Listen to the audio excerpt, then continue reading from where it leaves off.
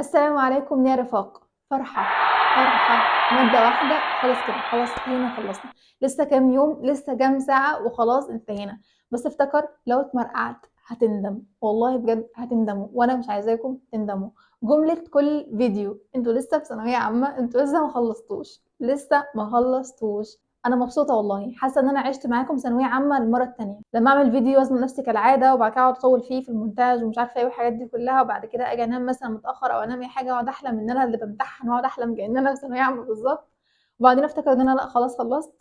فهو بجد حسيت ان انا عشتها معاكم من المره التانية، وكنت بزعل على زعلكم جدا، وكنت بحاول ارد عليكم بقدر الامكان. ولو افتكرت ايام زمان انا كنت بحاول ارد عليكم عشان مش عايزه اسيب اي حد زعلان. بس انا دلوقتي خلاص خلصت ونزلت كل الداتا اللي محتاجه اي طالب في ثانويه عامه، من كل شهر تعمل في ايه، وكل ماده تذاكرها ازاي، وكل ماده تراجعها ازاي، وايام الفاينل تعمل فيها ايه، وكمان الجوانب النفسيه والمقارنات والى اخره. حسيت ان انا نزلت كل الداتا بجد محتاجها كل طالب دخل ثانويه عامه بصفه عامه، اولى او ثانيه وثالثه ثانوي. فتقريبا كده حققت معاكم جزء من حلمي. بس الكلام ده كله طبعا مش موضوعنا، لان زي ما قلت احنا لسه ما خلصناش، لسه في ماده، فيلا بينا على الاحياء.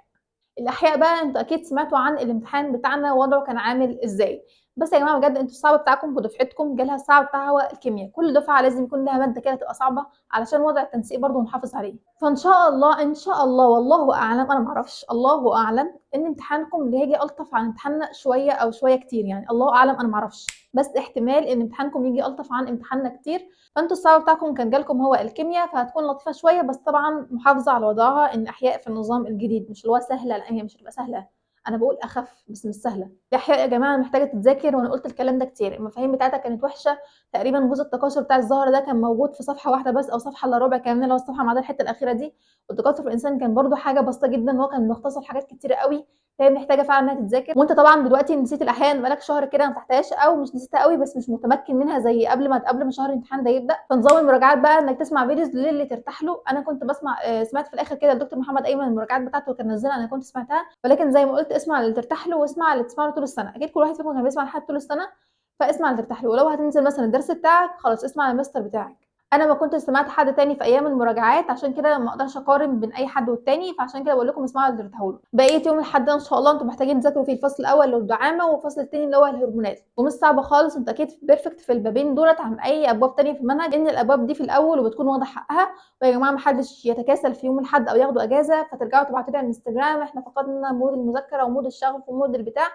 ارجوكم ارجوكم بقول لكم ماده محتاجه تتذاكر، فما تعملوش كده. ما جاتش على نص يوم لا ذاكروا، معلش تعالى على نفسك يعني. خلاص على فكره الاجازه تيجي وهتزهقوا، والله العظيم هتزهقوا. انا عارفه انتوا دلوقتي مش مصدقيني هنزهق من الاجازه، يعني ده ما احنا ما هنصدق. والله اول يوم بس، ولا هتطيقوا نفسكم اساسا. يوم الاثنين ان شاء الله التكاثر والمناعه. ولو بقى وقت حل شامل، او لو بقى وقت ادخل في الدي ان اي. وبقى وقت ده معناه انت كنت مذاكرهم كويس قبل كده، وانت فاكرهم، يعني الذاكره كده لسه شغاله معاك. وخلي عندك همه وانت بتذاكر علشان تلحق تخلص. لو انت عاوز تحل على الباب بشكل منفصل مع اللي هتتابع معاه ان شاء الله، ممكن ينزل اسئله على الباب، او هو مثلا لما بيشرح ممكن ينزل اسئله على الباب. ممكن توقف الفيديو مثلا تحل انت مع نفسك، وبعد كده تشغل الفيديو وتشوف هو حله بيحله ازاي. انا كنت عملت كده بس مش كتير، تقريبا مره او مرتين، لو انا كنت عايزه احل بشكل منفصل على الباب المعين ده. فيوم الاثنين كده معانا اساسي التكاثر والمناعه. بقى وقت زي ما قلت حل شامل، او ممكن تدخل في الدي ان اي. يوم الثلاث ان شاء الله هيكون الدي ان اي والار ان اي. وبجد حاول تسمعهم كده كقصه، انها تكون من الذ الابواب اصلا، الذ مين اصلا عندك في منهج الدي ان اي والار ان اي. وبرده المناعه كانت لذيذه جدا يعني. فالدين والار ان اي يا جماعه، انا ما نسيتش اي حاجه، المنهج ده كله انا واخداه تاني في الكليه وبالزياده كمان، فانا ما نسيتش اي حاجه. فيعني الدي ان والار ان اي هتلاقيها لذيذه جدا، وحاول تاخدها كقصه كده وستوري، بجد هتبقى كويسه جدا معاك. كذلك برضه لو بقى معاك وقت يوم الثلاث ان شاء الله، اقعد حل فيها شامل، وحاول تدرب كده على الحل من غير كتاب ومن غير مفاهيم ومن غير اي حاجه. الاربع ان شاء الله ليله تحرير العبيد، وخلاص خلصنا. اليوم ده ان شاء الله لو اي حاجه وقعت منك، واكيد هيقع منك اصلا، حاول تخلصه في اليوم ده. وكمان تحل فيه شامل والتجريبي وبتاعت السنين اللي فاتت، حاول تهم وتخلص كده معانا، علشان ايه؟ الفرحه هتزنقك وهتزعل. مش عاوزاكم تزعلوا. فرحه هتزنقكم بجد. وانت رايح امتحان الاحياء بالذات، تخليك مستمتع مبسوط. حل وانت مستمتع، وانت عادي. ما تفكرش بقى انت عملت ايه، ولا رحلتك كانت عامله ازاي، ولا الامتحانات اللي فاتت كنت بتعمل فيها ايه. روح كده خلي ختامه مسك، هو يوم الاحياء ان شاء الله ختامه كالمسك. وهتسمعوا بقى الزغارات اللي طالعه من علم الرياضه، لانهم هيطلعوا بدري عنكم وانتوا لسه قاعدين جوه يا عيني. فاللي هو ايه بقى، تبقى قاعد كده اللي هو متحمس، ما انتش عارف تشوف اللي انت فيه، ولا تشوف اللي انت هتخلص. بس ايه، اصبر يعني، خليك عندك صبر كده، هتزهقوا من الاجازه والله. اصبروا بس كده، اصبروا. الخميس ان شاء الله فرحه ما بعدها فرحه، هو ده يوم الامتحان. خليك سعيد وراضي بكل حاجة، وتستغل اليوم ده وانت من جواك مرتاح. ما تفكرش في النتيجة وما تفكرش في اي حاجة، انت مالكش يد في اي حاجة جاية بعد كده.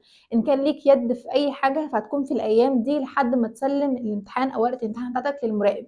لحد ما تسلم ورقة الامتحان بتاعتك للمراقب انت لازلت مسؤول، لازلت ليك يد في الموضوع، ويمكن ان تنقذ ما يمكن انقاذه. حاول تنقذ ما يمكن انقاذه في الايام دي. حاسة ان كلامي ده مش هتعرفوا تذاكروا احياء.